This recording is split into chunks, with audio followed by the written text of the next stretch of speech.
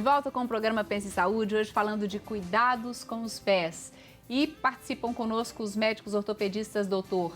William de Almeida Benevides e Dr. Rodrigo Garcia Vieira, ambos cooperados da Unimed BH.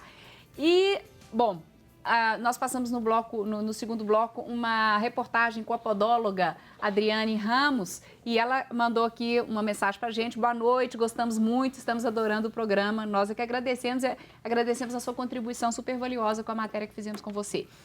A Maria do bairro Santo Antônio ou Santo André, ela diz o seguinte: o que deve ser uma dor entre os dedos dos pés, principalmente quando dirige apertando a embreagem no pé esquerdo? O que poderia ser isso? É distinto, mas né, doutor William? Sem dúvida, mas esse sintoma, pelo que ela descreve, chama atenção para uma patologia que é extremamente comum, né? Que é o neuroma de Morton. Ou, na realidade, uma neurite, uma alteração inflamatória do nervo que leva a sensibilidade entre os dedinhos, né? Ele passa entre os metatarsianos, entre os ossinhos do pé. E o mais comum é... Então ele ficaria nessa parte aqui do pé, né? Exatamente, que a gente chama nessa na região plantar do antepé. O espaço que leva mais comumente problema é entre o terceiro e o quarto metatarsos, entre o terceiro e o quarto dedo.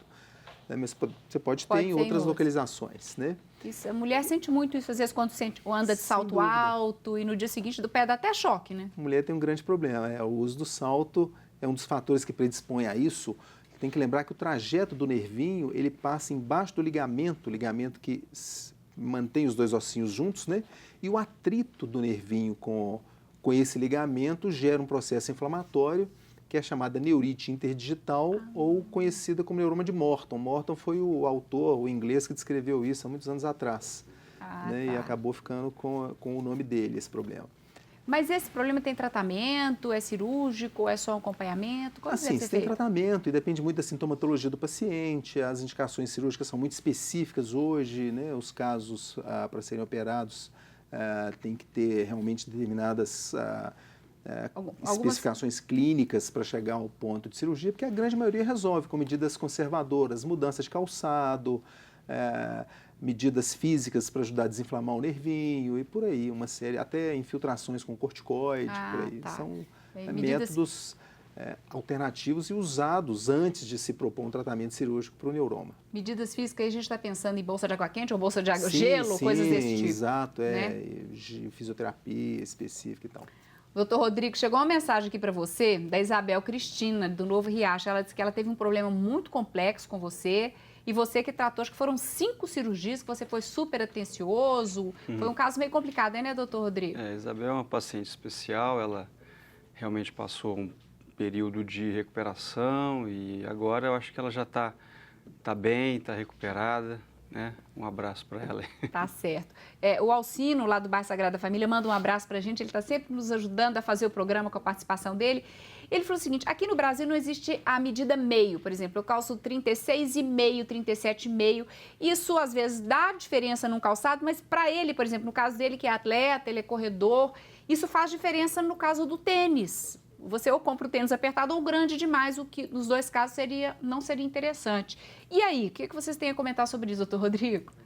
Nesses casos, realmente, para a pessoa ter um bom conforto, uma acomodação ideal do pé, né, a gente pode indicar a dupla meia, ou você também pode adaptar uma palmilha, aproveitando aí, corrigindo e adaptando melhor a pisada, né? Então, a forma alternativa é essa, uma vez que a gente não tem as medidas intermediárias, né, de um número e outro. Tá certo. Bom, a pessoa aqui, boa noite, me chamo Irá, eu sinto uma quentura na sola dos pés. O que poderia ser isso? Ela diz que tem bico de papagaio, não tem divisão da coluna, mas isso poderia estar relacionado com essa quentura nos pés? Parece ser uma ardência mesmo, na verdade, né? Esses problemas são, na realidade, de causa mais complexa. É difícil de você... com uma informação tão simples quanto essa, emitir um parecer mais específico. Mas são causas múltiplas. Você pode ter compressão de raiz nervosa na coluna, você pode ter compressões no nervo periférico, no trajeto dele até o pé, e tudo isso manifesta com essa disestesia, que é essa sua alteração da percepção da sensibilidade, né? Que é a quentura popularmente conhecida, ou queimação nos pés. Ou seja, tem alguma coisa a ver com a condução nervosa mesmo, nervo, né? Exatamente, a que condução vai até nervosa. o pé. Pode ser que o problema não seja especificamente nos pés. Tá. Chegou uma outra pergunta aqui, mas aí tem a ver com a matéria que a gente passou, que ela gostaria de saber sobre o endereço, onde mandar fazer calçados especiais. Depois a nossa equipe vai entrar em contato com você. Ela disse que mandou uma mensagem sobre pés pequenos. O nome dela é Margarete, ela mora em Contagem. Nós não recebemos essa mensagem dos pés pequenos, não, Margarete. Manda de novo, se for o caso. Como é que nós estamos de tempo aqui? Que eu queria falar um pouquinho mais do neuroma. Ixi, não vai dar tempo. Não vai dar tempo.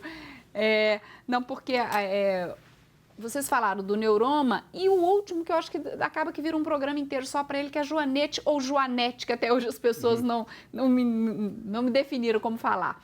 É um problema que pode ser, ou seja, você já nascer com esse problema, ou isso é um problema que vai piorando dependendo do tipo de calçado que você usa, doutor Rodrigo?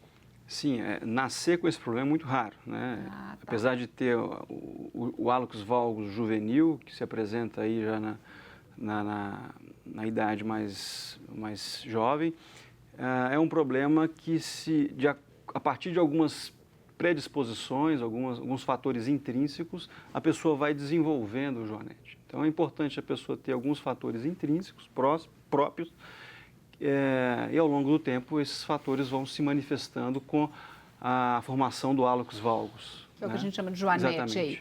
Mas o tipo de calçado, isso pode interferir? Calçado mais apertado, o tipo de sapato, isso também poderia interferir? Sim, sem dúvida. O Rodrigo falou dos fatores intrínsecos e o calçado é um fator extrínseco, né? Tá. Então, muito claro nas mulheres que têm hábito de usar salto alto e o bico fino. Ou seja, transfere a carga para frente e acaba botando os dedos muito juntinhos. Isso favorece o aparecimento do joanete ou bunion, conhecido em inglês também, que é essa deformidade que começa com tudo isso. Então, o calçado é um fator extrínseco que também tem interferência. E a partir do momento que a pessoa começou, às vezes até na própria juventude, na adolescência, isso pode começar. A partir do momento que a pessoa percebeu que isso está se formando, tem como retardar ou fazer tratamentos para evitar que isso vá piorando ao longo do tempo, doutor Rodrigo? Sim, você pode adotar algumas medidas preventivas para que isso não fique um problema muito acentuado. Porque senão aí é só cirúrgico mesmo, né? Exatamente. Então, observar alguns fatores predisponentes ou que aceleram o desenvolvimento do problema. Por exemplo, o pé muito pronado, ele concentra muita carga na parte medial do pé, consequentemente favorece o desvio do dedo. Outros fatores também de fórmula dos metatarsos, enfim, algumas características você detectando logo, cedo, você pode tomar medidas preventivas, ou seja, evitar o uso excessivo, abusivo de salto bico fino, salto alto, sapatos que constringem demais os dedos, como o doutor Willi falou. Então, a partir daí, você vai atuar. Infelizmente, nosso tempo acabou. Eu gostaria muito de agradecer a presença e a participação, os esclarecimentos de vocês, a disponibilidade de vir até aqui.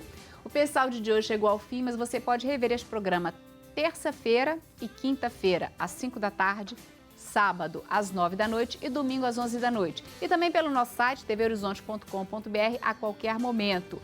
E obrigada pela sua companhia.